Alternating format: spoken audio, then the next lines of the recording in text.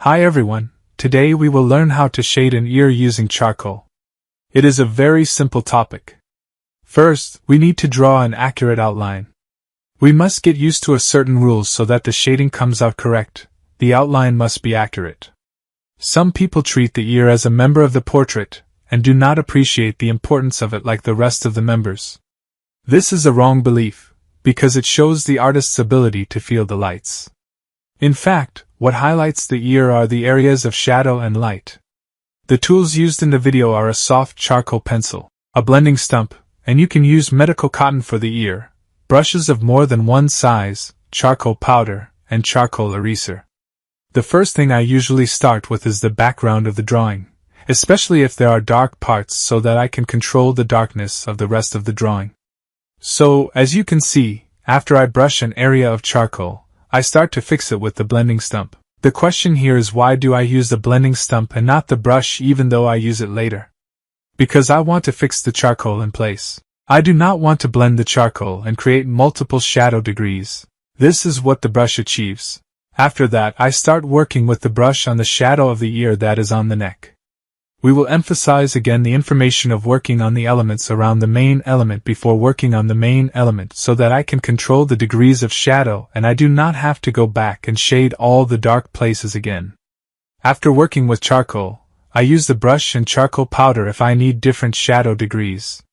And if I need dark degrees, I use charcoal pencil. And if I need to blend it but only in dark degrees, I use the blending stump.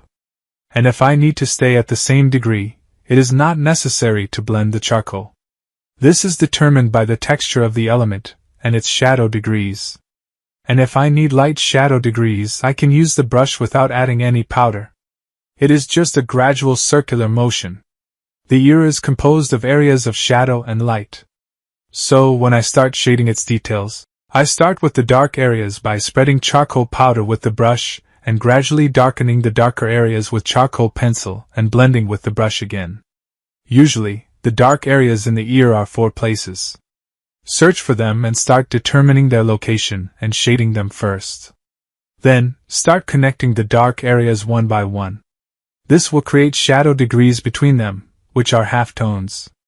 And in most cases, we will need to go back over all the dark areas because they will lighten after blending. Anything I work on with the brush, its color becomes faint and not saturated with charcoal as it was before. This is because the brush draws out some of the charcoal on the paper. So, this area needs to be darkened again. You can keep a piece of paper with you that you always use after you take the charcoal with the brush and rub it on the paper so that it is not concentrated in the brush. Your use of the type and size of the brush is based on the area you are working on. This means that if you work with a small brush on a large area, there will be spots and it will take a lot of time and effort to spread the charcoal. And if you work with a large brush on a small area, you will spread more charcoal than is needed in that area. Therefore, the appropriate brush must be chosen for each area. After I finish the stage of distributing light and shadow, I use the eraser to create areas of light or light hours. And it helps me to make pores or hair. This gives the drawing realism.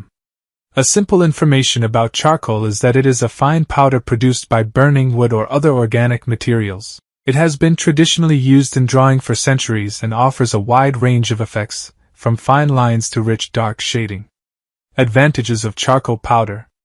Variety. Charcoal powder allows you to create a wide range of marks and textures, from fine lines to dark shading.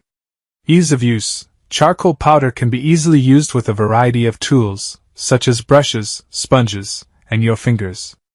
Cost. Charcoal powder is a relatively inexpensive material, making it a great option for beginner artists. Variety. Charcoal powder comes in a variety of grades, from light to dark, allowing you to create a wide range of effects. Disadvantages of charcoal powder. Mess. Charcoal powder can be messy, so it is important to work in a well-ventilated area and wear old clothes. Difficulty of control. Charcoal powder can be difficult to control, which may make it difficult to use for novice artists, but in the coming lessons we will learn to avoid problems as much as possible and draw professionally. I hope you benefited from today's lesson. If you have any questions, I'm happy to answer them in the comments. Don't forget to subscribe to the channel. Bye bye.